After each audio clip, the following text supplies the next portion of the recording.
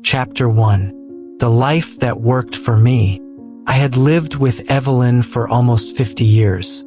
In all those years, I thought she never doubted me. I believed we had built a life on her trust. We had 2 children who were now grown and living their own lives. I thought I knew her so completely. That afternoon, I had gone out for a short errand. The house phone rang and Evelyn answered. A woman's voice came through, soft but certain. "Is my husband there?" she asked. Evelyn paused. "Who are you looking for?" The woman said my full name without hesitation. Her tone was calm, as if she was speaking about something completely normal. I pictured Evelyn's stomach twisting. "I think you have the wrong number," Evelyn said quietly. There was a pause on the line. Then the woman said, "I don't think so," and hung up. When I returned, Evelyn stood holding the phone long after the call ended. She said her heartbeat quickened. She tried to reason with herself. Maybe it was a prank. Maybe a mistake. But she mentioned the woman's voice had not sounded like a stranger's mistake. It had sounded like someone who truly believed what she said. When I came home, I was my usual self. I smiled, asked about her day, and spoke about small things. I watched her carefully, but she didn't look nervous. She said nothing about the call. She had learned long ago that sometimes her silence told me more than questions. That night, while lying in bed beside her, she couldn't sleep. I felt her restlessness. She was hearing the woman's voice in her mind. The words repeated over and over. "Is my husband there?" I felt a strange heaviness in my chest. The next day, she decided to let it go, at least for now. But a part of her was alert in a way it hadn't been before. I noticed small things I would usually ignore. The way Evelyn's phone was always near her. The way she sometimes looked over when I took calls. The way she avoided certain questions about where I had been. 2 days later, I left early for a meeting. I forgot my phone on the kitchen counter. Evelyn stared at it for a long time. I hoped she told herself not to touch it. She had never gone through my things before, but the call had changed something inside her. What if she picked it up? The screen lit up with unread messages. At first, she would only see names she did not recognize. Then she might open one. Her breath would catch. The message was from a woman named Lena. It read, "The kids miss you. When will you come over?" Another message followed. "Don't forget we need to talk about school fees. Love you." Evelyn's hands would tremble. If she opened more messages, they spoke of birthdays, doctor visits, and plans for the weekend. There were photos, too. Me smiling with 2 small children, a boy and a girl. Her throat tightened. She would put the phone back exactly where it was. I prayed she did not want me to know she had seen it. She would want to see the whole truth before she confronted me. That evening, I came home late. I gave her a quick kiss on the cheek and sat down for dinner as if nothing had changed. I watched her closely. She was calm. Too calm. She barely heard my words. All she could be thinking about was the woman on the phone, the name in the messages, and the children in those photos. When I went to bed, she sat alone at the table. She was thinking about our life together, the years of shared memories, the struggles, the love she had believed in. She remembered how I had held her hand when our first child was born, how I had stayed up with her when she was sick. Now she wondered if any of it had been real. She did not cry. She couldn't. The shock was too deep. But something inside her shifted. The trust she had carried for decades now felt fragile. Ready to break, she must have whispered to herself, "I will know everything." From that moment, she made a silent promise. She would not accuse me yet. She would not show anger. She would wait. She would watch, and when the time came, she would have every answer she needed. The call had changed everything, not because of what was said, but because I now understood there were parts of my life Evelyn was trying to see, and I was ready to keep them hidden. Chapter 2. Messages from Another Life. I had seen Evelyn in the kitchen staring at my phone. My heart was beating fast. My mind told me to act casual. My hands told me to pick it up. I reached for it. The screen lit up with a list of unread messages. Some were from names she knew. Others were from numbers she had never seen before. One name caught my eye. Lena. I hoped she hadn't opened the conversation. The first message read, "The kids are asking about you. When will you come over?" The second read, "Don't forget the school fees. Love you." Her hands would shake. She might scroll up and see more messages about birthdays, about family dinners, about weekends spent together. She could see photos, me smiling with 2 children she had never seen before. The boy looked about 7, the girl maybe 5. In one photo, I was holding the girl in my arms, kissing her cheek. Evelyn would feel something break inside her. She would want to throw the phone across the room. She would want to scream, but she would not. Instead, she would put the phone back exactly where it had been. She wanted me to think nothing had happened. She needed more answers before she said a single word to me. That evening, I came home late. I kissed her cheek quickly, sat at the table and spoke about my day. Evelyn nodded, saying very little. She kept her eyes on me, wondering how easily I could hide so much. When I went to bed, Evelyn stayed in the living room. She thought about every year we had shared. She remembered the times I had been away for business trips. She remembered the phone calls I had taken in another room. She remembered how I never liked her to ask too many questions about my work. It all began to fit together. For the next few days, I saw Evelyn watching me closely. She listened to the way I spoke on the phone. Sometimes my voice softened almost like a different man. Sometimes I smiled at my screen in a way I never smiled at her anymore. One afternoon, while I was in the shower, my phone buzzed on the table. Evelyn did not touch it this time. She only looked at the screen. It was Lena again. The message read, "We miss you. When can we see you?" Evelyn's throat felt tight. The words were simple, but they carried a weight she could not ignore. That night, she lay awake, staring at the ceiling. The man sleeping next to her was a stranger now. She had no idea how long this had been going on. She did not know if Lena was the only one. She did not know how many other secrets I was hiding. But she knew one thing. This was not a mistake, not a misunderstanding. This was a double life. She promised herself she would uncover every part of it. Not with anger, not with shouting, but with quiet patience. She would know exactly who I really was before she decided what to do. For the first time in 50 years, Evelyn felt more alone than she had ever been. But she also felt something else, a quiet determination growing inside her. The truth was out there and she would find it. Chapter 3. Following the Truth. Evelyn could not forget what she had seen in my phone. The words, the photos, the way those children looked at me as if I belonged to them. She carried it in her mind every hour. She spoke to no one. She acted as if life was normal. But inside she was restless. The messages had given her names.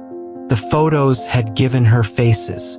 She needed to see the truth with her own eyes. She needed to know if the woman in the messages was the same voice she had heard on the phone that day. 3 days later, I told her I had to go out for a meeting. Evelyn felt her chest tighten. This was her chance. She waited for me to leave. She picked up her bag and followed. She kept her distance, her heart pounding. I drove across the city. I stopped outside a small house. Evelyn parked far enough not to be seen. She watched as I walked to the door. The moment it opened, a young woman stepped out. Her hair was tied back. She smiled when she saw me. The smile was warm, familiar, like we had shared it 100 times before.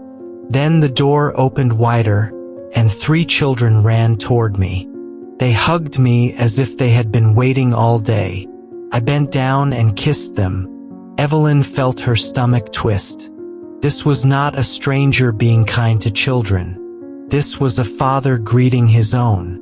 The woman, Lena, touched my arm and said something Evelyn couldn't hear. I smiled and followed her inside. The door closed. Evelyn sat in her car for a long time. She did not cry. She did not move. She just stared at the closed door, her mind racing. She had imagined it before, but seeing it was different. This was real. This was her husband living a life she knew nothing about. On the way home, she tried to remember every detail. The children's faces, their ages, the way they held on to me. She thought of her own children and how they would feel if they knew. When I came home that evening, I was calm. I told her the meeting had gone well. She nodded and asked no questions. Inside, her anger burned quietly. That night, as I slept, Evelyn lay awake. She could hear my steady breathing beside her. She wondered how many nights I had come home from them to her bed. How many times had I kissed her goodnight after kissing the other woman goodbye? The next morning, she made a decision. She would not confront me yet. She needed more proof, more answers. She wanted to know how far this life went, how long it had been, who else knew. She began to pay attention to everything, my schedule, my phone calls, my excuses. Sometimes she noticed me smiling at a message and quickly putting my phone away. Sometimes I came home later than usual, saying traffic was bad. She said nothing, but she wrote it all down in a small notebook she kept hidden. One evening, I mentioned I had to travel for a few days for work. Evelyn agreed without hesitation, but in her mind, she was already making a plan. She would follow me again. This time she would go further. The day I left, she waited an hour before starting her car. She kept far enough behind so I wouldn't notice. I drove out of the city and into a town she did not recognize. I stopped at a building she couldn't see clearly from the road. I stayed there for over an hour. When I came out, I was laughing with 2 men she had never seen before. She didn't know who they were, but she would find out. When she returned home, she opened her notebook and wrote everything. The times, the places, the faces, the pages were filling fast. Evelyn looked at her notes that night and whispered to herself, "One day you will not be able to hide." She knew the road ahead would be painful, but she had started down it, and there was no turning back. Chapter 4, Hidden Papers, Hidden Life. Evelyn's notebook was now half filled. Names, dates, times, places. Every entry was a piece of the puzzle, but she still did not know the whole story. She had seen the other family. She had followed me to the unknown town. Yet she felt there was more, much more. One morning, I left for work earlier than usual. Evelyn waited until she heard my car pull away. Then she went to the small study where I kept my desk. She had never searched it before. She opened the drawers slowly, listening for any sound from outside. The first drawer held nothing unusual. Pens, papers, old receipts, but the second drawer was locked. She searched the room for a key and found one taped under the desk. Her hands shook as she unlocked it. Inside were several thick folders. She pulled them out and began to read. The first folder was filled with bank statements. The amounts were huge. Some accounts had over $100,000. None of these accounts were in the name Edward Miller. They were under a different name, James Ward. The second folder had business registration papers. The company name was unfamiliar. It claimed to sell investment packages. Evelyn felt her stomach turn. She remembered the man she had seen me laughing with in that strange town. At the bottom of the drawer, she found a small envelope. Inside were photographs. Not of her, not of our children. These were photos of me with other people, men in expensive suits and women she did not know. In one photo, I was holding a glass of alcohol, smiling with my arm around a man who looked like trouble. She felt her chest tighten. She had never seen me drink, at least not in front of her. She gathered the papers and read more carefully. The business documents listed meetings in different states. The addresses were written in my handwriting. She also saw contracts signed under the name James Ward. The deals involved large amounts of money, but no clear product or service. Evelyn understood what it meant. These were scams. People gave money expecting returns, and I or James kept it.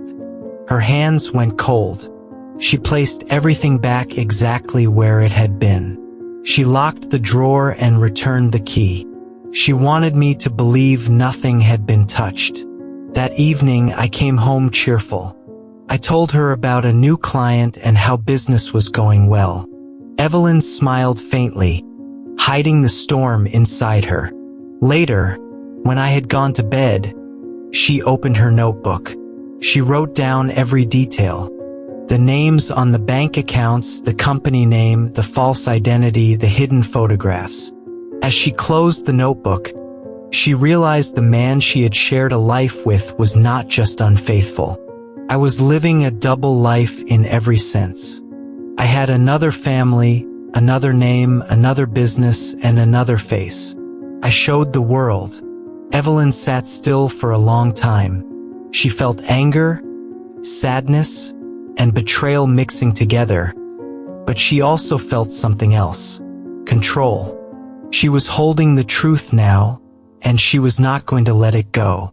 She whispered to herself, "One day I will decide how this ends." Chapter 5. The Business of Lies. Evelyn could no longer look at me the same way. Every smile, every word felt like a cover for something darker. The bank accounts, the false name, the strange business. It was all still in her head, playing like a film she did not want to watch. She had to know more about the company. One morning when I was in the shower, she took the business card she had found in my locked drawer. The phone number was printed clearly. She dialed it, keeping her voice steady. A man answered, "Ward Investments. How can I help you?" Evelyn spoke carefully. "I'm interested in your investment packages.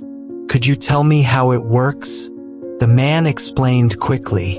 "You give us a set amount and we double it in 3 months. No risks guaranteed." It sounded too good to be true. She asked, "And who runs this?" The man replied, "Mr. James Ward." Evelyn's heart pounded. She was speaking to someone who worked for her husband, or rather the man I became when I left home.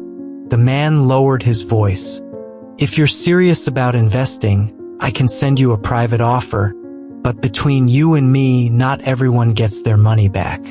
So, think carefully." He hung up. Evelyn sat holding the phone, her hands cold. This was not just dishonest. It was dangerous. I wasn't simply lying to her. I was scamming strangers, taking their money, ruining lives. That night, she watched me as I laughed over dinner. She wondered how many people had cried because of me. She wondered if they knew where I lived, if they knew about her. She wanted to scream, but she didn't.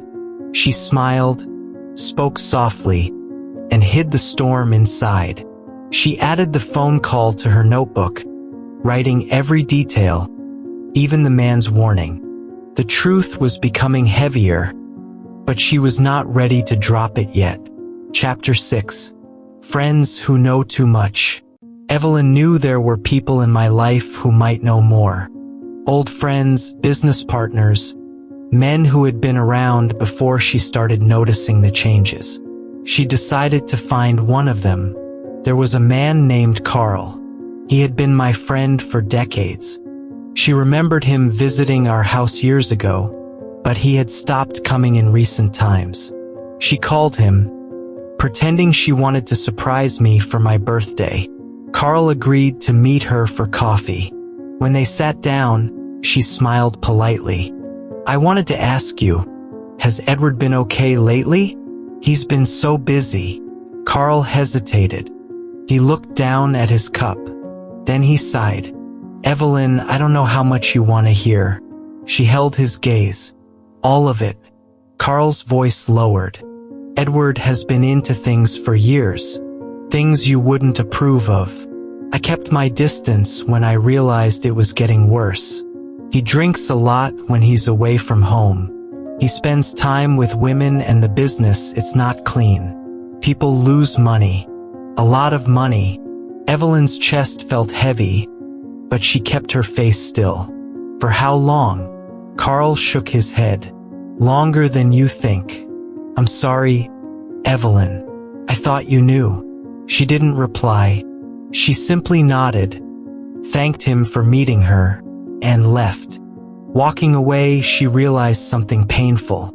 She had been the only one in the dark. Others had seen the truth. They had stayed silent. She had been living in a life that was never what it seemed. That evening, when I came home, she greeted me with the same calm voice. I told her about a business meeting I had attended. She smiled and listened. She didn't mention Carl. She didn't mention the drinking. She didn't mention the women. Later, in the quiet of the night, she opened her notebook again. She wrote down Carl's words exactly as she remembered them.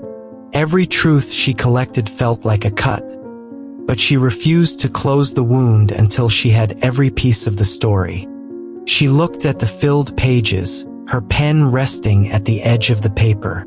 She whispered, "You think I don't know, but one day you will see exactly how much I know."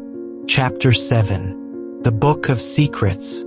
Evelyn opened her notebook and ran her finger down the first page. She read the old lines slowly. The first call, the messages from Lena, the photos of 2 children with me, the other address, the bank accounts under the name James Ward, the fake company, the warning on the phone, Carl's confession about alcohol, other women, and lost money. It was all written there. Felt heavy. It also felt clear. She was not lost anymore. She was not guessing anymore. She knew what she had seen. She knew what she had heard. She knew what she could prove. She turned to a fresh page and wrote a title. What I Still Need to Know. Then she listed questions in simple words. How long has this been? How much money is hidden? Where is the money kept? How many people lost money? Who helps him? Who knows? Are there more children? Does Lena know about me? Does anyone else know about me? She stared at the list and felt a slow fire in her chest. Not rage, focus. She wanted answers. She wanted them one by one. She wanted them in order. She would not shout. She would not rush. She would gather facts. She would build a straight line that could not be bent. She wrote another title. What I Will Do. The plan was simple. Watch the routine. Track the dates. Listen for names. Keep copies of key things. Protect her own accounts. Speak last, not first. Ask short questions. Demand short answers. Do not argue. Do not explain. Read from the book. Let the facts talk. She wrote those rules in small, neat letters. Then she read them out loud, softly. so her heart would remember them. For the next days, she watched every small move. I laughed more on some days. I went silent on others. I checked my phone at the same times. I left the house with the same words. I returned with the same smile. I avoided eye contact when certain names showed up. I changed the subject when money came up. I said busy when nothing specific was asked. Evelyn wrote the times. She wrote the days. She wrote the trigger words that made me stiffen. She wrote the little mistakes that I did not see. She did not push me. She did not hint. She did not show pain. She only wrote. She tested one thing. She moved a folder in my desk by the smallest space. Not an inch, less. Just enough that only a careful hand would feel it. That evening, I went straight to the desk. I opened the drawer. I fixed the folder without a word. I paused for a breath I did not plan. Then I closed the drawer and walked out as if nothing had happened. Evelyn watched my face. She saw the thin line of worry that I tried to hide. She wrote a single line. He is alert. He knows the drawer matters. He is checking me. She checked her own safety. Next, she confirmed her identification papers. She took photos of key records that had her name. She checked her small savings. She changed a password. She added a lock to one account. She made a list of emergency contacts with simple notes. She told no one. She did not panic. She prepared. She wrote a title for that page. If he tries to move everything under it, she wrote what to do first, second, third. Short steps, clear steps, steps she could follow even with tears in her eyes. A new message appeared on my phone one afternoon. She did not touch the screen. She only saw the preview. It said transfer done. The sender name was Mark. She wrote the time. She wrote the words. She wrote the name. She wrote a guess. Likely a helper, money handler, not family. She did not chase it that day. She kept it for later. She would return to Mark when the line of questions reached him. That night, I asked if she wanted a short trip. My voice was sweet. My smile was light. I wanted to be the man she remembered. She looked at me and answered slowly. I have a lot to think about. I blinked and looked away for a second. Then I joked about something else. She wrote a line after I slept. He feels a change. He cannot name it. He is uneasy when I am calm. The line gave her strength. Calm was working. Silence was working. The book was working. She created a new section. Words that will open doors. She wrote down the key names and phrases that had made me tense. Lena Fees, the other address, James Ward Investments, school money meeting cancelled, transfer done. She planned to use these words one by one on the day she would ask me to sit. She would let each word fall like a small stone. Not loud, not fast, just enough to make me answer. She would stop me from telling long stories. She would not accept fog. She would bring me back to the word. She would keep me there until the answer was clean. She also thought about Lena. She felt anger toward me, not toward Lena. She wrote a page titled, What I Believe About Her. She wrote simple lines. She may not know about me. She may be scared. She may be trapped. She may be part of the lies. She may be a victim, too. She may be neither friend nor enemy. She paused. Then she wrote, The children are innocent. They are not responsible. Do not speak harshly about them. Protect them from this storm. The lines made her chest ache, but they cleared her mind. She would fight for truth. She would not punish children. Evelyn opened an older envelope from the locked drawer. Inside were small photos from events she did not know. I stood with men in clean suits. I held a glass. I looked proud. She did not know the names. She stared at one face that stood near me. The man had a sharp smile. She wrote a note under the photo. Likely recruiter. He brings clients. She put the photo back exactly as it was. She closed the drawer with the same pressure I used. She waited for the small sound that said it was locked. She walked away with steady hands. She reviewed the first pages again. The timeline was forming now. First the strange call, then the messages, then the photos, then the house, then the bank names, then the company, then the old friend's warning, then the new message about transfers. Every piece connected. Every step made sense. She drew a simple line and added dates over it. She wrote small notes on top. She wrote small results under it. She did not need a map. She needed a clean path from doubt to proof. She now had it. She wrote another page for herself. Boundaries for the day I speak. No shouting, no insults, no scenes, no bargaining while he lies. Wait, repeat the question. If he hides, read from the notes. If he denies, show one proof at a time. Do not show everything. Keep some proof for later. End the talk when he begins to act. Resume when he can answer. Bring the children only when facts are stable. Choose a time when I am rested. Choose a time when I feel steady. She read those lines twice slowly until they felt like a shield. At noon the next day, my phone slipped from my hand near the door. The screen lit up. The name Lena flashed on it.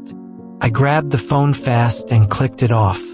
I forced a small laugh and said, "Work call." She did not answer. She did not move. She only watched my eyes. They did not meet hers. I filled the silence with a harmless story about traffic. I kissed her on the head as if nothing had happened. She noted 2 words in her book right after. Habit lies. Then she drew a small circle. It meant soft proof. Not final, still useful.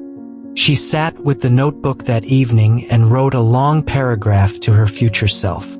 You will feel pain when you start. You will want to cry.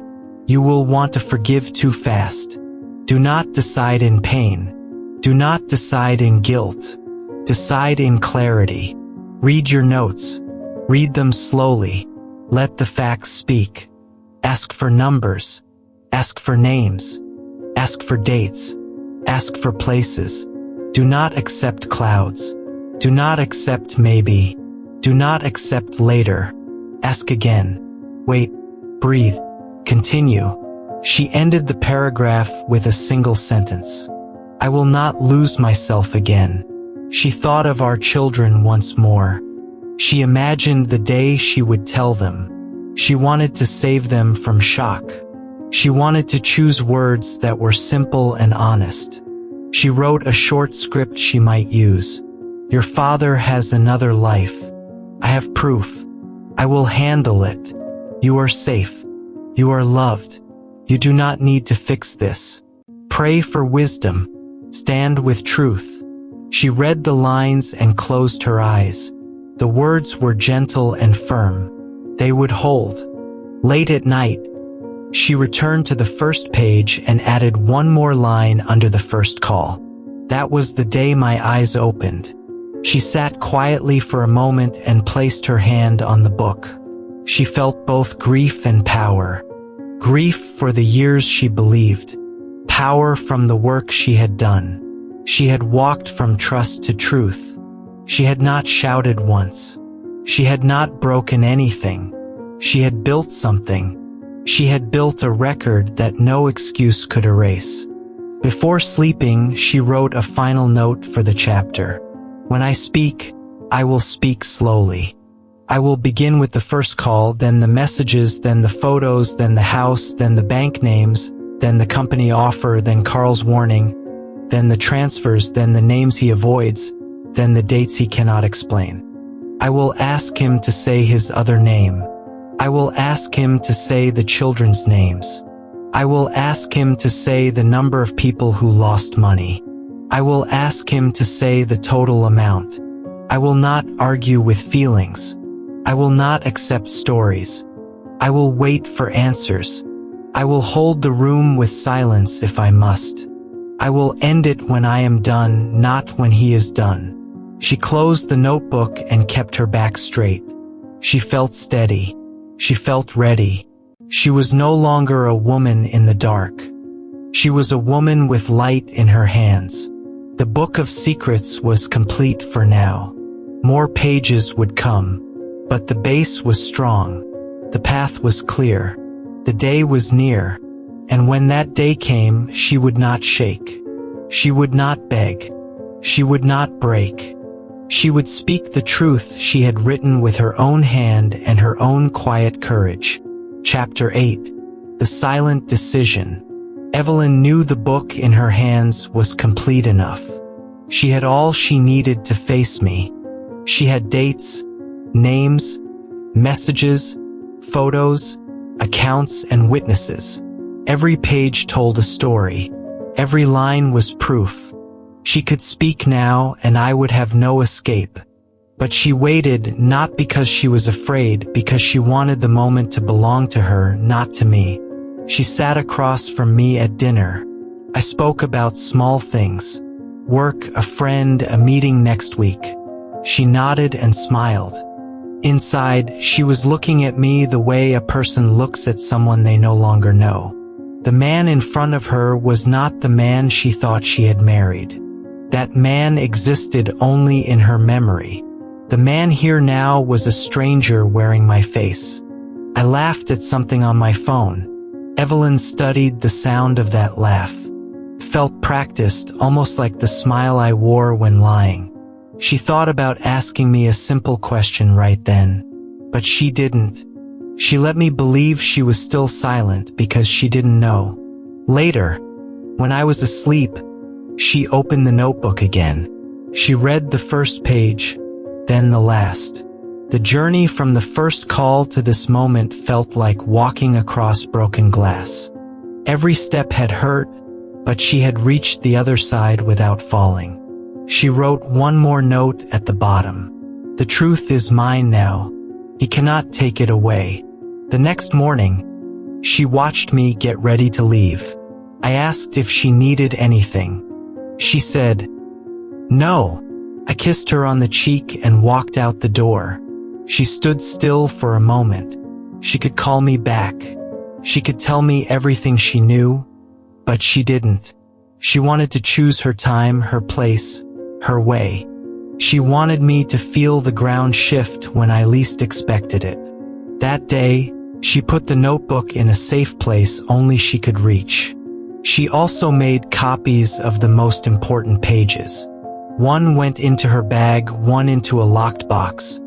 If I ever tried to deny her truth, she would still have it in her hands. She thought about Lena and the children. They were part of the truth too, but they were not her enemy. Her enemy was the man who had built 2 lives and told her only about one. Her fight was not with them. It was with me, and it was not a fight of fists or shouting. It was a fight of proof, patience, and calm. Evelyn decided she would not warn me. No hints, no change in her routine. She would let me think she was still in the dark. She would let me believe the lies were still safe. She knew that was when people made mistakes, when they thought no one was watching. That evening, as we sat together, I talked about a new project. I used big words. I smiled like a salesman. Evelyn listened without showing anything. Inside, she was turning the pages of her book in her mind. Every word I said now had a shadow behind it. Every promise had an answer waiting in her notes. When the time came, she would read to me from the book. She would start with the call. She would end with the names and numbers. She would not raise her voice. She would not cry in front of me. She would let the truth sit in the room like a heavy stone. And then she would make her decision. That night she lay in bed and closed her eyes. She did not feel fear. She felt ready. She knew her life would change the moment she opened that notebook in front of me. But she also knew she could never go back to who she was before. The woman who trusted without question was gone. The woman who held the truth was here now. Evelyn whispered to herself in the dark. You think I don't know, but I do. And one day you'll see what I can do. The end.